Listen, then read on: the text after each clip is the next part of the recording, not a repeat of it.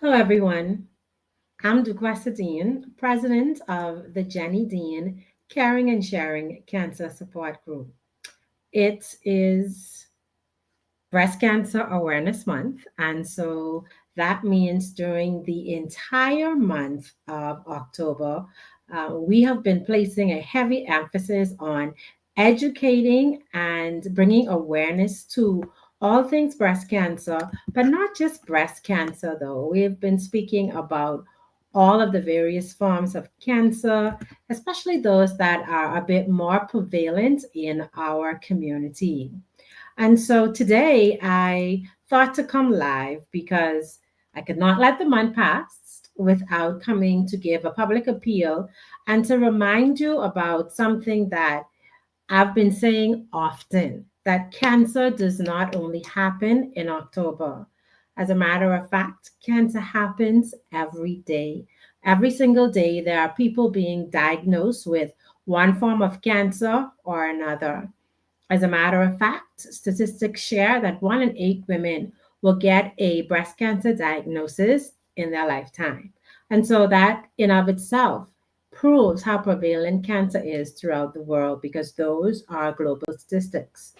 And so October may be Breast Cancer Awareness Month, but what I've come to realize, particularly since working with this cancer group, is that cancer does not check the calendar. It shows up in families, in workplaces, in churches, in communities all year long. And so, if cancer is showing up every day, so should awareness, education, and support. They can't be isolated events that are happening just because it's an awareness month, because in reality, there is a cancer awareness opportunity every month. January is cervical cancer. We have September is prostate cancer. May in the Bahamas is all cancer month. And so, just as we bring this hype and craze to breast cancer awareness, it's also something that should be an everyday conversation.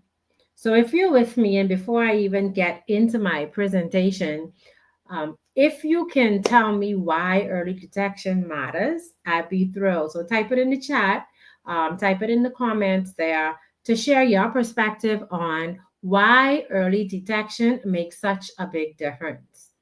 Now, every single cancer survivor that you know is standing tall, that has fought and won, is a reminder that early detection saves lives. Yes, I know years ago, maybe about 50 years ago, getting any form of cancer was almost equated to a death sentence.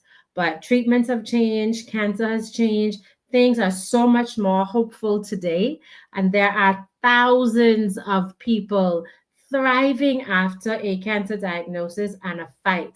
The earlier that cancer is uncovered or discovered, the better your chances are at winning.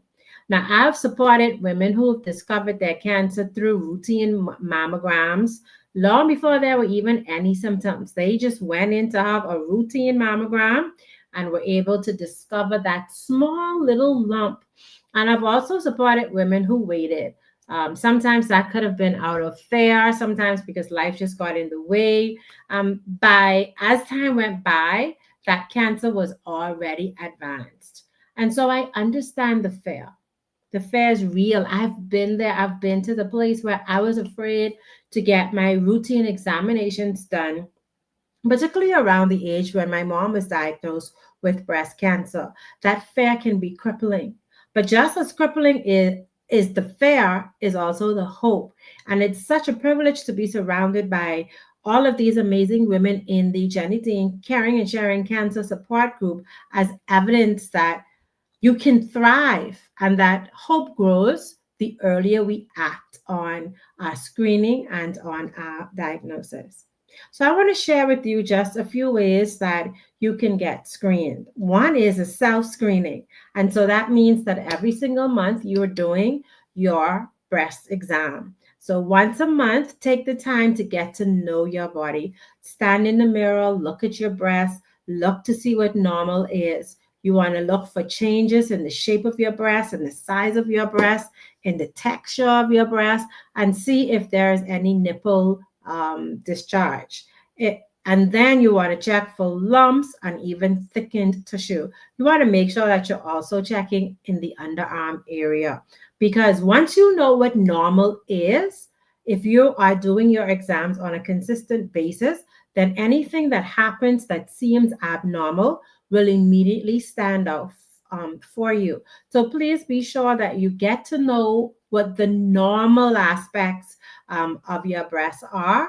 And so that if anything changes, you are immediately aware because you are so familiar with what your breast should be that you notice that something changes. So that's the first thing, self exams.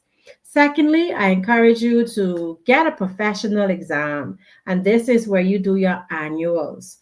Go into your doctor's office, and if you're doing a physical, the doctor is going to ask you to lay down, and then your doctor's going to feel and touch and check and maybe even pinch the nipple just to see what's happening with the breast. So I encourage you to go ahead. I know that people are telling me this month that their doctors are saying, hey, I'm too young for a mammogram. And I'm going to talk about that in just a second. But, still go and get your annuals done, because if your doctor sees or feels anything abnormal, they can send you for more detailed evaluation of the breast, because doctors are trained to detect any changes that we may miss. The third thing I want to encourage you to do is to schedule a mammogram. And here is where I'm going to encourage you to be your own health advocate. My mom was diagnosed in her 40s with breast cancer, so that meant I needed to start my screening in my 30s. Some places don't believe that you should get a mammogram before 40, 35, 40. But if you have a strong history of breast cancer, if you have a BRCA gene, I would encourage you to impress upon your doctor the urgency of the screening, to let them know that there's a family history so that they can order the exams that you need. What we're finding is people are being diagnosed younger and younger with cancer. We have had members in our group diagnosed as young as 22. And so cancer is no respect of age. And so you have to know what your family history is, and also be an advocate. If you feel something, that you advocate for yourself so that that screening can be done. So those screenings should be done annually, especially if breast cancer runs in your family or if you have the BRCA1 mutation. I'd also like to encourage men, like, as my fourth point, not to ignore their health. Growing up, parents have paid attention to daughters and taking their daughters to the doctors and encouraging their daughters to see doctors. And oftentimes we tell our men, our boys, to man up. I want to change that. I want to encourage us to ensure that our boys are doing their annual exams, so that when then they become adults, they're in the habit of actually getting those examinations done. Because while it's rare, men can get breast cancer too. So men, particularly those with breast tissue, if you feel a lump or if you see any changes in your breast, please don't just shrug it off. Go and get it checked.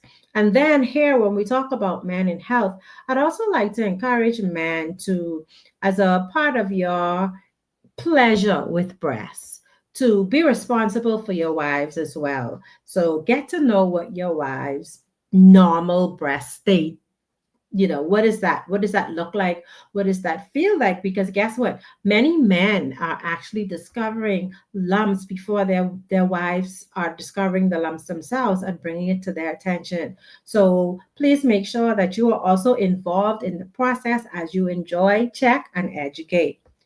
Now, cancer doesn't just affect the body. We've talked about 4 ways that we can stay ahead of the game. That's with self exams, your annual clinical breast exam, your mammograms or ultrasounds, and the appeal for men to also get involved in checking themselves and checking their wives. But cancer doesn't just impact the body, not just this physical body. The physical body will heal, but it affects the mind, the emotions, the spirit. And I've walked beside women who have said, DeQuesta, I am tired of appointments, tired of the pain, tired of pretending to be strong, tired of the chemotherapy. I just want to give up. But I've also seen the light return to their eyes when they walk into a room of other women who get it, sunflower warriors who have been there and who are evidence that, yes, it may be a hard journey for a short while, but you will pull through. And that's why support groups like our group matter. If you know someone with cancer, or someone who has already rang the bell and are now trying to get back into what they call a normal life, encourage them to please get involved in a cancer support group. Um, those support groups are a reminder that we're not carrying this alone.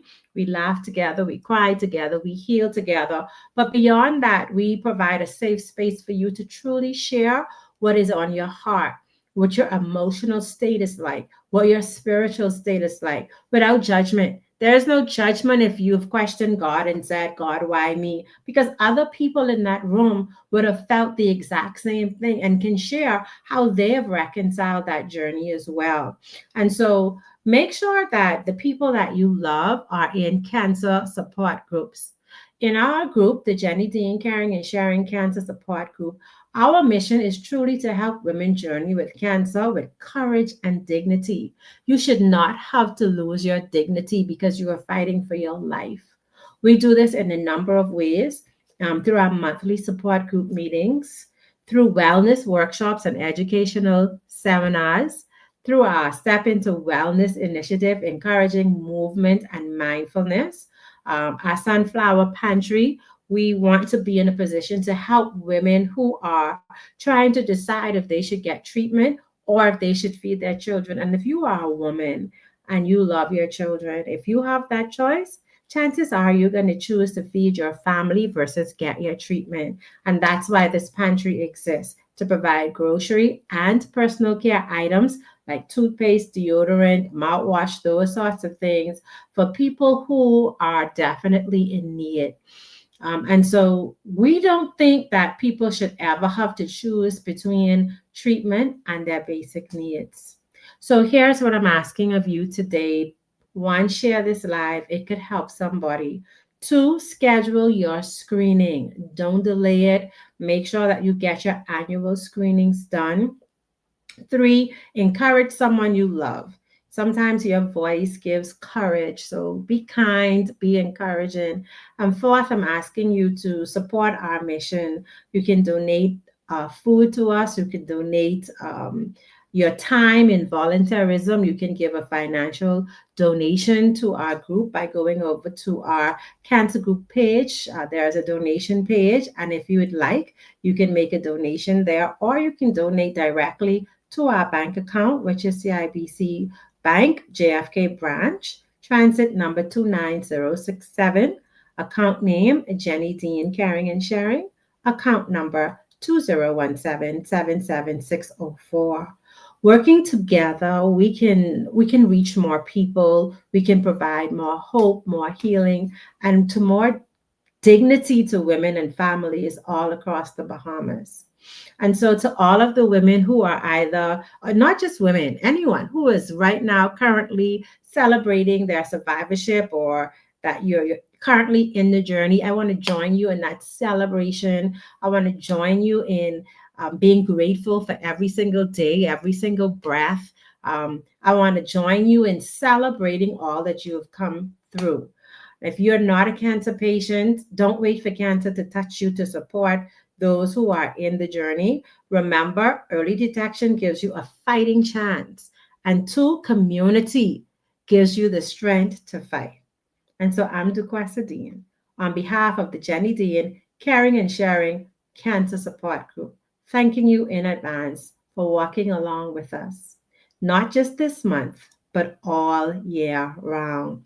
Betty, thank you so much for repeating that early detection found makes your treatment much more effective. That is correct.